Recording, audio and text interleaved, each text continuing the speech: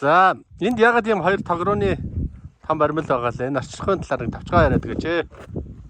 За энэ бид нар Хинтээ аймгийн Бэндэр сумын нутагт Бэндрийн цагаан нуур гэдэг нуурны хөвөн дээр ирсэн.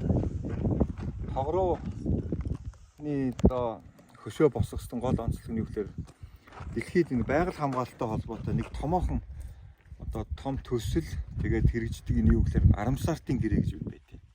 Арамсарт гэдэг нь Иран улсын Арамсарт гэдэг хотод одоо энэ өөрөлдөл байгаль хамгааллын чиглэлээр дэлхийн улс орнууд нэгдэж хуралдаад тэгээд тэндээсээ одоо тийм гэрээ байгуулж тэгээд тэрийг дагаж мөрдөх үүрэг хүлээсэн байна. Тэр нь юу гэхээр нөгөө ус намгарах газрын орчинд одоо нүүдлийн шуудын эко орчныг одоо хамгаалж одоо тэр оршихуйг ингээ онгон байгалийнхын төр төрхөөр нь хадгалж явах ийм зорилготойгоор байгуулсан. Тэрний нэг одоо Арамсартад бол Монгол улс нэгдсэн.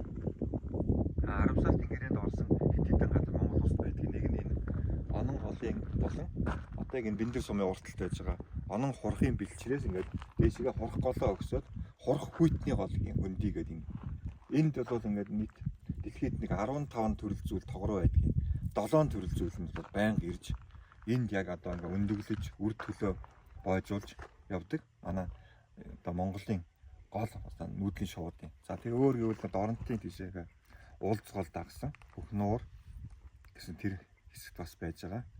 За тэр их нууруудын хотгорон тэргээд тэрхийн цагаан нуур тэгээд нэлээд хэдэн газрууд Арамсарт өгийн нуур тэргээд Арамсартад орсон байдаг. Биднэрт энэ хурх хүйдний хөндөд хамгийн гол нь яд гэхээр манад бүртгэгдсэн тэр 7 төрөл зүйлийн тогроо бүгдээрээ энд байдаг.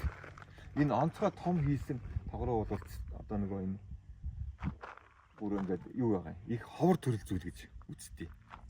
Хэн тогроо гэдэг. Ингээд харахаар ингээд яг нөгөө энэ биеийн том нүд нь яг юм томоо юм аяг шиг том улаан харагддаг. Зайнаас харагдчихсан. Нэг дэлхий дээр 6000 орчим бодгаал буюу тийм хосууд байдаг гэдэг юм. Нэг ховордсон төрөл зүйл гэдэг. Тэгэд манад ирж нөгөө өндгөлж цусаад үр төлөө ажиллаад явдаг учраас манайх бол зайлшгүй хамгаалах хэрэгтэй үүрэгтэй болчихж байгаа. Бас онцлогтой. Тэгээ бусад төрөл зүйлүүдийг нэг тогроонууд байж байгаа. Манайд хамгийн эцэг байдаг нь бол бидний нөгөө ярьдаг өвг тогроо буюу цэн тогроо гэж нэрлэдэг байдаг шүү. Тэр бол бүр ингээд нөгөө жижигхэн биетэй одоо ингээд хээрээр хүртэл байж идэг шүү. Олноороо ингээд намар болохоос үргэлжлэдэг.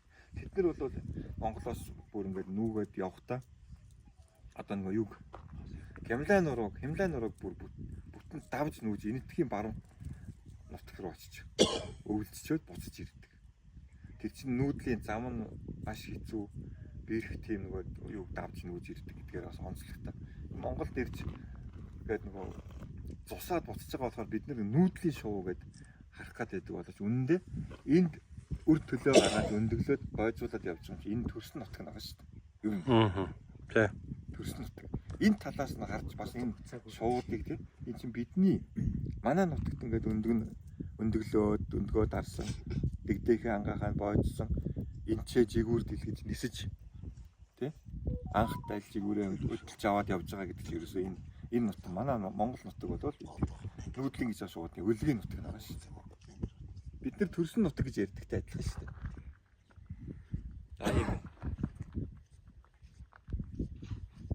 За баярлалаа. Сонирхолтой сайхан мэдээлэл өгсөн. Мөнх төмөр өгчтэй баярлалаа. За тогрооныхоо шиг үзчихээ цааш явжсэн чинь нөгөө ховор цэн тогроотой таарсан. Тэг яг хаа татааж харуулахад бас жоохон олсоос харагдаж байгаа ч гэсэн ямар ч байсан энэ дэлхийд дээр 6000 ширхэг байдаг тогрооны нэгтэй таарсан даа баяртай байна.